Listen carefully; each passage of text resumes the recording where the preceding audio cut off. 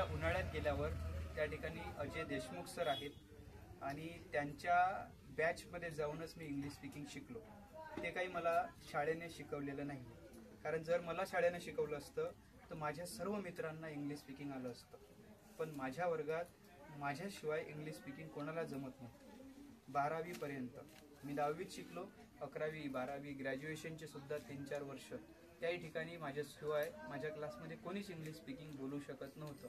आणि त्यावेळीच मला मग समजलं होतं की आपण जे शिकलो ते खूप महत्त्वाचं आहे। आणि मग मी त्याच्या नोट्सची जी वही आहे, जी मी 10वीत लिहिली होती, ती आजही जपून ठेवली। म्हणून तुम्हाला म्हणत असतो की तुम्ही इंग्लिश स्पीकिंगची वही जी आहे, नोटबुक आहे, ती किती दिवस सांभाळायसाठी तयारी करताय? 2 दिवसासाठी असं काऊन म्हणू आम्ही? मी तयारी त्यावेळेसच बरोबर केली की नाही, आपल्याला ही खूप वर्ष ठेवायची आहे। वर्ष आणि काय आज 2025 आहे, 2012ला लिहिली होती मी ती। किती वर्ष झालीत? 12 वर्ष झाली। 12 वर्ष झाली माझी वही जपून आहे।